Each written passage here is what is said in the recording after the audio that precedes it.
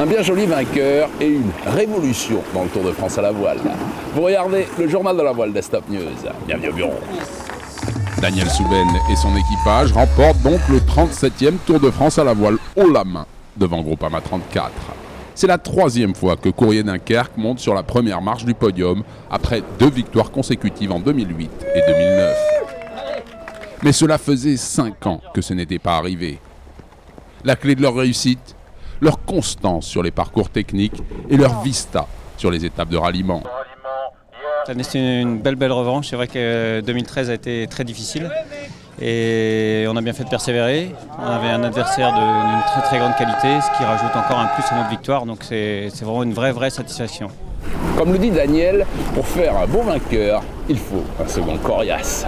Malgré tout son talent et la pression qu'il impose à son adversaire en Méditerranée, Franck Camas ne parviendra pas à réaliser le doublé. Après c'était serré, c'est vrai que ça s'est joué sur des courses au large où on n'a pas toujours trouvé la bonne option. Sur les parcours techniques, en moyenne ça allait mieux que lui, mais bon, c'est vrai que l'an dernier je pense qu'on a eu la réussite qu'on n'a pas eu cette année. On s'est peut-être mieux préparé aussi l'an dernier.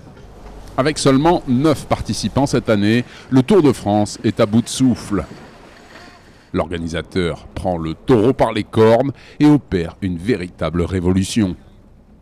Le Tour de France à la voile va opérer une révolution, va faire sa révolution en 2015 puisqu'il va désormais se dérouler sur 3 coques, en multicoque et non plus en monocoque. Donc nous avons retenu un nouveau bateau pour le Tour, le Diam 24, qui est un petit trimaran de 8 mètres de long et qui va permettre d'opérer des régates beaucoup plus spectaculaires, beaucoup plus rapides et beaucoup plus courtes. En un mot, beaucoup plus de spectacles au plus près de la terre et du public. Une révolution était indispensable pour sauver le Tour. Avec le Diam 24, c'est chose faite.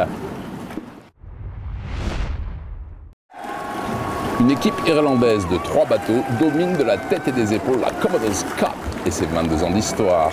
Vous regardez le journal de la voile des Stop News. Bienvenue au bureau. Mais réellement, la Commodore's Cup, qu'est-ce que c'est ? C'est une course d'équipe nationale. 3 bateaux par équipe, ce n'est donc pas le bateau le plus performant individuellement, mais bien le classement de la meilleure équipe qui compte.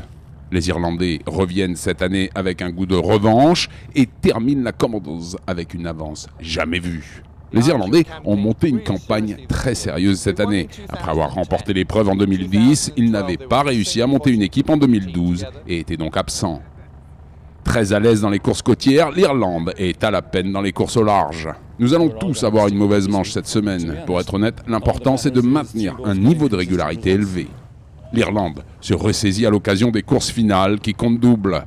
Impressionnant de maîtrise, ils placent leurs 3 bateaux dans les 4 premiers du classement en temps compensé. C'est le point culminant de notre saison, une vraie chance de participer à une course par équipe, quelque chose que nous ne faisons pas très souvent au niveau international.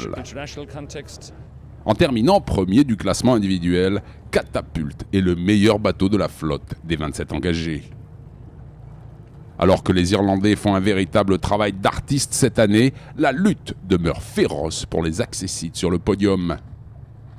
Les Français reviennent cette année avec un esprit de revanche. La dernière fois, ils étaient venus qu'avec une seule équipe. Cette fois, ils en ont 4. En plaçant 2 de leurs équipes en 2e et 3e place, les Français font quasiment carton plein. Je suis très fier de mon équipe de France. Félicitations à l'équipe irlandaise. Pour nous, c'est assurément une très bonne semaine. Après avoir remporté l'édition 2012, la performance des 4 équipes de Grande-Bretagne est décevante, avec une place de 4e.